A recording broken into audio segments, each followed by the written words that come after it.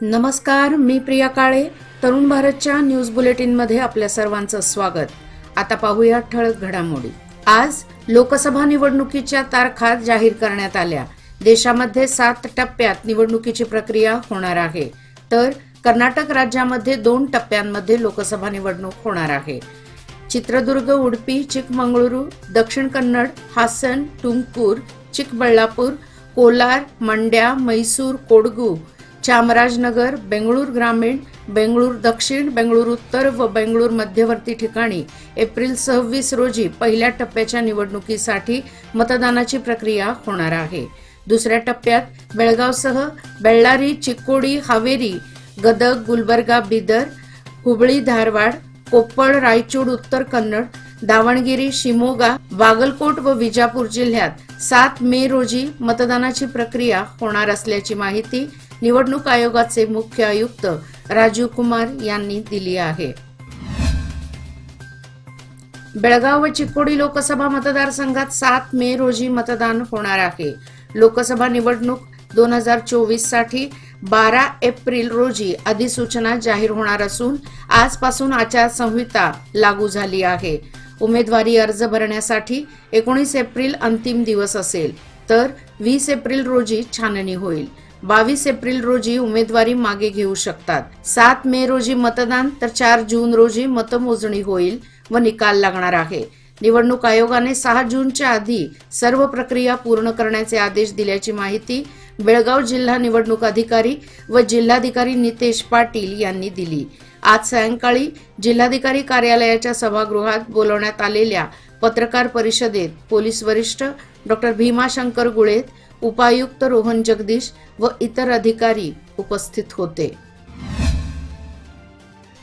राज्य महिला आयोगाच्या अध्यक्ष डॉ. नागलक्ष्मी आज बेळगावच्या दौऱ्यावर होत्या. बेळगाव जिल्हाधिकारी कार्यालयात त्यांनी जिल्हास्तरीय अधिकाऱ्यांची बैठक घेतली.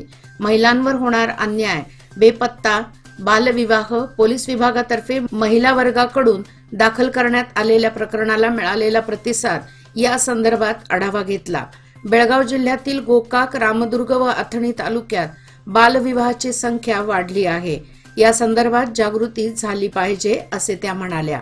या प्रसंगी जिल्हाधिकारी नितेश पाटील, एसपी डॉ. भीमाशंकर गुळेत, सांत्वन केंद्राचे प्रमुख व इतर उपस्थित होते.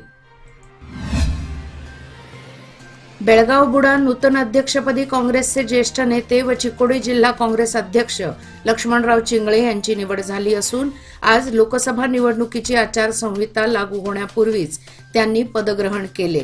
राज्य सरकार नगरविकास खात्यांतर्गत नगर योजना प्राधिकरणाचे प्रधान सचिव लता के यांनी हा आदेश काढला आहे. चिंगळे हे मुख्यमंत्री सिद्धरामय्या तसेच पालकमंत्री सतीश जारकीहोळी यांचे अत्यंत निकटवर्तीय म्हणून ओळखले जातात. आज पदग्रहण करताना उत्तर आमदार आसिफ सेठ, जिल्हाधिकारी नितेश पाटील, काँग्रेस ग्रामीण जिल्हाध्यक्ष विनय नावलगट्टी आदी नेते उपस्थित होते. पदग्रहण केल्यानंतर बुडाचे नूतन अध्यक्ष लक्ष्मण चिंगळे यांनी पत्रकार परिषद घेऊन मुख्यमंत्री सिद्धरामय्या तसेच पालकमंत्री सतीश जारकीहोळी यांच्यासह वरिष्ठ नेत्यांचे आभार मानले. बुडा अध्यक्षपदाची जबाबदारी प्रामाणिकपणे पार पाडण्याची ग्वाही त्यांनी यावेळी दिली. राज्य सरकारने जारी केलेल्या 5 गॅरंटी योजनांच्या समर्पक अंमलबजावणीसाठी जिल्हास्तरीय गॅरंटी योजना अनुष्ठान समितीची रचना केली आहे. या समितीच्या अध्यक्षपदी बेळगाव ग्रामीण काँग्रेस जिल्हाध्यक्ष विनय नावलगट्टी यांची नियुक्ती केली आहे. राज्य सरकारने या संदर्भातील आदेश नुकताच जाहीर केला आहे. गॅरंटी योजनांच्या समर्पक अंमलबजावणीसाठी राज्य सरकारकडून जिल्हास्तरीय, तालुकास्तरीय, महानगरस्तरीय समित्यांची रचना केली आहे. त्यानुसार बेळगाव जिल्ह्यातील विनय नावलगट्टी यांची नियुक्ती केली आहे. गॅरंटी योजनांचा लाभ पात्रताधारक नागरिकांना करून देण्यासाठी या समितीची नेमणूक करण्यात आली आहे. महिलांची शक्ती हीच समृद्ध भविष्याची निर्मिती. लोकमान्य घेऊन आले आहेत महिला उन्नती योजना, जी देते तुमच्या गुंतवणुकीवर 10% आकर्षक व्याजदर फक्त 500 दिवसांकरिता. किमान गुंतवणूक 10,000 रुपये. अधिक माहितीसाठी आजच कॉल करा 1800-212-4050. योजना फक्त महिला सभासदांकरिता. नियम अटी लागू. लोकमान्य, जिथे पैसे वाढतात आणि नातं वृद्धिंगत होतं. आजच्या वेगवान जगात माणूसही व्यस्त होत चालला आहे. त्यामुळे आपसुकच आरोग्याच्या समस्या आवासून उभ्या ठाकतात. परिणामी चालता बोलता माणूस अचानक कोसळल्याच्या घटनाही दिसतात. पण यावेळी त्वरित बेसिक लाईफ सपोर्ट CPR सदर व्यक्तीला मिळाला तर आपण त्याचा जीव वाचवू शकतो. दरम्यान शहरातील जिल्हा पोलीस प्रमुख कार्यालयात अरिहंत हॉस्पिटलच्या वतीने बेसिक लाईफ सपोर्ट प्रशिक्षण घेण्यात आले. डॉक्टर अमरीश नेर्लीकर व महालिंग इस्लामपुरे यांनी पोलिसांना बेसिक लाईफ सपोर्टचे प्रशिक्षण दिले. सोमाली समुद्री चाच्यांच्या तावडीतून भारतीय नौदलाने एका व्यापारी नौकेची सुखरूप सुटका केली आहे. ही व्यापारी नौका माल्टा या देशाची असल्याचे स्पष्ट झाले आहे. 14 डिसेंबर 2023 या दिवशी चाच्यांनी या नौकेचे तांबड्या समुद्रातून अपहरण केले होते. MV रुएन असे या नौकेचे नाव असल्याची माहिती आहे. पाणी समस्या निर्माण होण्याची शक्यता आहे. त्या पार्श्वभूमीवर महापौर व उपमहापौर यांच्यासह नगरसेवकांनी राकसकोप जलाशयाला भेट देऊन पाहणी केली. यावेळी राकसकोप जलाशयामध्ये किती पाणी आहे, मागील वर्षी किती पाणी होते, शहराला अजून किती दिवस पाणी पुरवठा होण्याची शक्यता आहे याविषयीची संपूर्ण माहिती घेण्यासाठी भेट दिली. महापौर सविता कांबळे, उपमहापौर आनंद चव्हाण यांना तेथील अधिकाऱ्यांनी जलाशयामध्ये 2464.35 फूट पाणी असल्याचे सांगितले. मागील वर्षी यावेळी 2.5 फूट पाणी कमी होते अशी माहिती अधिकाऱ्यांनी दिली. शहराला 5 दिवसातून एकदा पाणी पुरवठा केल्यास 25 मे पर्यंत राकसकोप जलाशयातून पाणी पुरवठा करणे शक्य असल्याचे सांगण्यात आले. तुरमुरी येथील कचरा डेपोच्या संदर्भात अनेक वेळेला आंदोलने, रास्ता रोको, निवेदने, मंत्र्यांची पाहणी दौरे अशा अनेक गोष्टी या कचरा डेपोच्या संदर्भात घडून देखील अनेक निवडणुकांपूर्वी आश्वासनेच दिली गेली.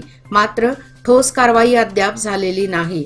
येत्या लोकसभेच्या निवडणुकीपूर्वी या कचरा डेपो संदर्भात ठोस निर्णय तातडीने घ्यावेत, अन्यथा या पश्चिम भागातील जवळपास 15 ते 16 गावातून निवडणुकींवर बहिष्कार टाकण्याचा इशारा या भागातील तमाम जनतेने दिला आहे. यासाठी याचे नेतृत्व तुरमुरी ग्रामपंचायतीचे माजी उपाध्यक्ष मारुती खांडेकर यांनी घेतले असून या संदर्भात या भागातील सर्व गावांमध्ये जागृती करण्यात येणार असल्याचे मत त्यांनी दैनिक तरुण भारत प्रतिनिधीशी बोलताना दिले. बेळगाव बुडाच्या अध्यक्षपदी लक्ष्मणराव चिंगळे यांची निवड झाल्याबद्दल बेळगाव खाटीक समाजातर्फे पुष्पगुच्छ देऊन सत्कार करण्यात आला.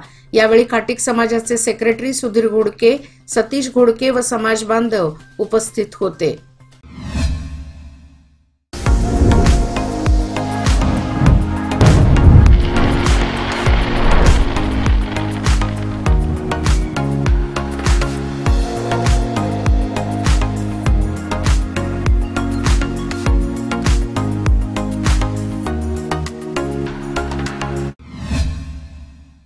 परिवहनतर्फे परीक्षा काळात विद्यार्थ्यांची गैरसोय टाळण्यासाठी मोफत बस सेवा उपलब्ध करून दिली जाणार आहे. दिनांक 25 मार्च पासून 10वीच्या परीक्षांना प्रारंभ होणार आहे.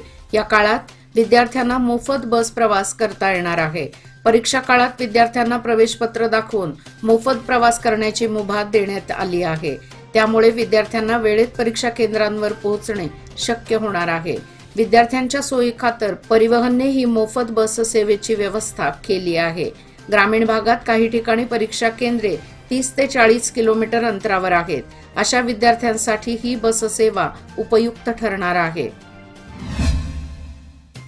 उन्हाळ्याची चाहूल लागताच बेळगुंदी येथील बालवीर विद्या निकेतन विद्यार्थ्यांनी पक्ष्यांसाठी अन्न व पाण्याची सोय केली आहे. झाडांवर भांडी बांधून त्यात पाण्यासह खाद्यपदार्थ टाकण्यात आले आहेत. शाळेच्या परिसरावर वृक्षांवर बुलबुल, मैना, पारवा, कबूतर, रागू, चिमण्या व कावळा आदी विविध रंगबिरंगी चिमण्या नेहमी येतात.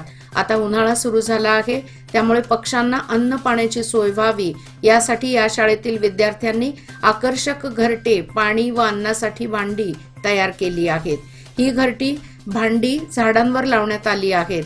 विद्यार्थ्यांना मुख्याध्यापक KD पाटील, प्रकाश मेटकर, गोविंद गावडे व प्राथमिक विभागाच्या रेखा शहापूरकर यांचे मार्गदर्शन लाभले. हा उपक्रम यशस्वी करण्यासाठी शाळेतील श्रेया जाधव, समृद्धी पाटील, श्रेया नाकाडी प्रेरणा पाटील यांच्यासह इतर मुलामुलींनी पुढाकार घेतला आहे. ग्रामपंचायतीमध्ये कार्यरत असलेल्या कर्मचाऱ्यांची हजेरी HRMS ला लिंक करून बायोमेट्रिक हजेरीच्या पद्धतीने ग्रामपंचायत कर्मचाऱ्यांचे वेतन अदा करावे असा आदेश जिल्हा पंचायतीच्या वतीने 12 मार्च रोजी जिल्ह्यातील सर्व तालुका पंचायत कार्यकारी अधिकारी व ग्रामपंचायत विकास अधिकाऱ्यांना पाठवण्यात आला आहे. महसूल खात्याचे स्वतःचे अधिकार क्षेत्र व विशाल कार्यव्याप्ती असून स्वातंत्र्यपूर्व काळापासून सार्वजनिक जीवन व राज्यातील शेतकरी वर्गाच्या विशेष सेवांसाठी हे खाते कार्यरत आहे.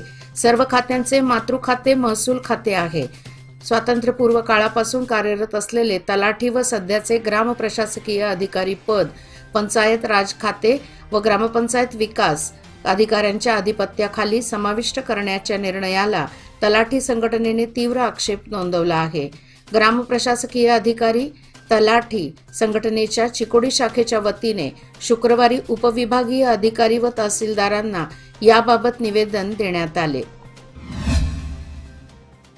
होळी सणाच्या पार्श्वभूमीवर संकेश्वरात शुक्रवारच्या आठवडी बाजारात भरपूर टिमक्या घेऊन टिमकीवाला दाखल झाला आहे. बाजारात अचानक टिमक्यांचा आवाज घुमू लागल्याने टिमक्या का वाजू लागल्या हा अंदाज घेत असतानाच रविवार दिनांक 24 रोजी होळी सण असल्याची या टिमकीवाल्याने टिमकी विक्रीतून दाखवून दिले आहे. याचबरोबर आजचे बातमीपत्र इथेच संपले. अधिक माहिती आणि ताज्या घडामोडी करता पाहत रहा तरुण भारत न्यूज चॅनल. तसेच आमच्या चॅनलला लाईक, शेअर आणि सबस्क्राईब करायला विसरू नका.